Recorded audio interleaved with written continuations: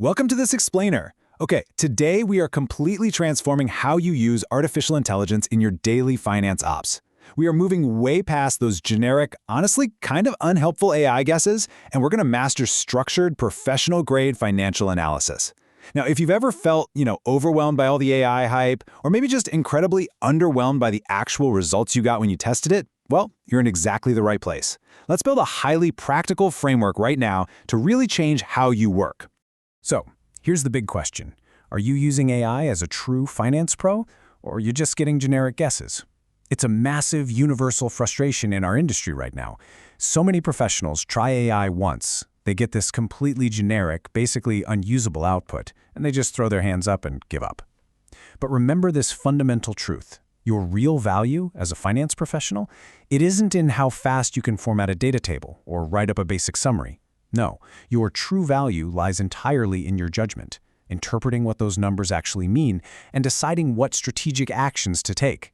AI is literally just a tool to clear the manual busywork out of the way so your expert judgment can take center stage. Here's our roadmap for today. We'll cover the 3 levels of AI, setting up your AI, and mastering the finance prompt. Then we'll do a real finance workflow demo, validate the results, and finally, show you how to start testing AI today. All right, Section 1, the 3 levels of AI. It is absolutely critical we establish what AI can realistically achieve in your day-to-day operations, just so we can manage our expectations and build systems that actually work. So think of your AI use as maturing in 3 distinct stages. Step 1 is using AI as a thinking partner. This is where you're just bouncing variance ideas around, or maybe imagining different downside scenarios before you actually take the time to build them out in Excel. It doesn't replace your thinking, it just gives you a really structured starting point. Then, step 2 is structured analysis. Here, AI goes way beyond brainstorming and helps you actively analyze the data. We're talking creating sensitivity tables, breaking down variances, doing ratio analysis, literally in minutes. And finally, step 3 is automation. At this stage, your routine workflows just run smoothly on their own. Things like monthly reports that follow the exact same format or board comments pulling from reconciled data, they become fully automated, taking that manual load entirely off your plate. Moving right along to Section 2, setting up your AI. We need to shatter a massive misconception right now. Integrating AI does not require a complex environment or custom models or some crazy automation pipeline, and you definitely don't need a background in coding. That belief just creates unnecessary overwhelm. The software landscape is actually incredibly simple. You really only need 3 things: your spreadsheet, your current workflow, and one high-quality AI engine. If you want a super flexible starting point for reasoning and building repeatable prompt patterns, ChatGPT is an excellent default. Now, if your team lives in Google Workspace, using Docs and Sheets, Gemini Advanced is absolutely your best fit. If you're dealing with really lengthy, document-heavy work like covenant reviews or contract extraction, Claude is hands down the superior choice. And finally, if your team is already fully entrenched in Microsoft 365 and Excel, Microsoft Copilot integrates AI directly into the tools you're already using every single day. But wait, the crucial point we absolutely must address before you type a single word into these engines is security. Rule number 1, always anonymize sensitive financial data first.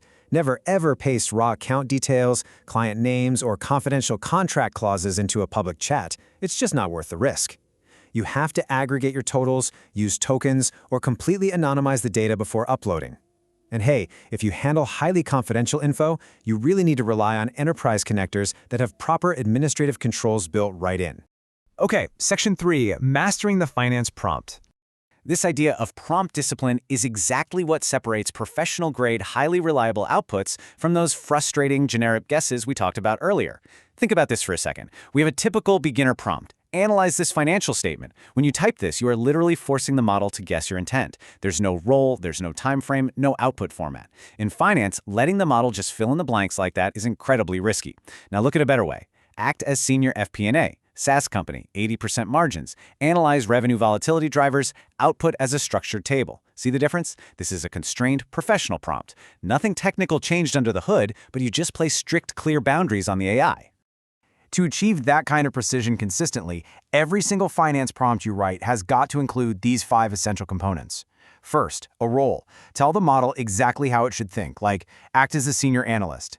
Second, context. Give it the business model, key metrics, and exact periods. Third is the task. State your precise analytical objective, no vague instructions. Fourth, constraints. Clearly list what assumptions are allowed, what's forbidden, and state the accounting basis. And finally, the output format. Tell it exactly how you want those results returned, whether that's a CSV block for Excel or a table with specific columns like metric, current period, and variance. Let's jump into Section 4, Real Finance Workflow Demo.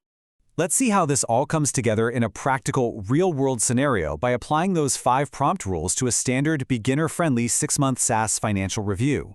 Imagine a really simple data set. 6 months of data featuring month, revenue, cost of goods sold, and operating expenses. We'll run it through a 4-step workflow. Step 1, structured summary. You upload the file, prompt for a summary, and boom, you instantly get a clean table with gross profit and EBITDA margins. Step 2, volatility check. The AI immediately flags a specific revenue dip in September and calculates the precise percentage change. Step 3 is a ratio deep dive. The AI confirms your COGS runs at exactly 20% of revenue and formats a ratio table that's totally ready for Excel. And Step 4, sensitivity analysis. Based strictly on your constraints, it builds out an OPEX impact table across 3 different scenarios, perfectly modeling downside margin compression. It's basically like magic, but it's just good prompting. And the return on investment here is just massive. Think about a traditional manual workflow for a second. Formatting data, building ratios, calculating month-over-month changes, developing a sensitivity model, and then writing the summary. That usually takes an analyst, about 3.5 to 4 hours. With disciplined AI prompting, that exact same rigorous workflow is completed in just 45 to 60 minutes. Now, to be clear, it absolutely does not replace your final governance, but it dramatically accelerates your execution. Which brings us to Section 5, Validating the Results. Because speed means absolutely nothing in finance without pinpoint accuracy, right? I really want you to remember this quote. AI helps you think, but only you can confirm if it's right. AI models can and definitely will confidently hallucinate or misinterpret incomplete data. They simply cannot verify external facts unless explicitly told to. Now, this doesn't mean the tools are broken at all. It just means the ultimate governance, that final stamp of approval, always falls squarely on your shoulders. To protect your work, you need to professionally use this strict validation checklist, because the real risk isn't the obvious glaring errors, it's the polished-looking results that contain subtle little mistakes. So ask yourself, are all metric definitions perfectly clear? Are your timeframes completely consistent, making sure it didn't mix up year-to-date with monthly? Do the totals perfectly match your raw source data? And crucially, you must independently verify the calculations. Don't skip this. Copy the tables into Excel, rebuild the formulas manually, and recalculate the margins yourself. Never, ever assume AI calculations are correct just because they look neatly formatted. Now for our final part. Section 6. Start testing AI today. We've covered the theory, the setup, and the vital guardrails, so let's turn all of this into real action. This is your exact step-by-step 24-hour implementation plan to test these AI prompts today. Step 1. Pick just one AI engine from our earlier list. Seriously, don't overcomplicate it. Step 2. Go get a small, clean P&L report from your recent work. I highly recommend using a small sample P&L report for your very first test.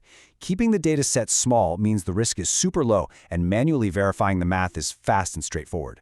Step 3. Run that structured 5-part prompt we discussed. Remember, role, context, task, constraints, and output format. And Step 4. Copy the output, put it right into Excel, and manually check those numbers. Document what worked for you and tweak your prompt where it didn't quite hit the mark. So I want to leave you with this provocative thought. Which AI engine will you choose to run your very first P&L test today? Seriously, don't wait for the perfect moment or some massive, expensive enterprise rollout. The power to shift your time from tedious executional work to high-level strategic decision-making is sitting literally right at your fingertips. Grab a small P&L dataset, pick your engine, and start your testing right now. Thank you so much for joining me on this explainer, and I am so excited to see how you leverage this structured approach in your own finance workflows.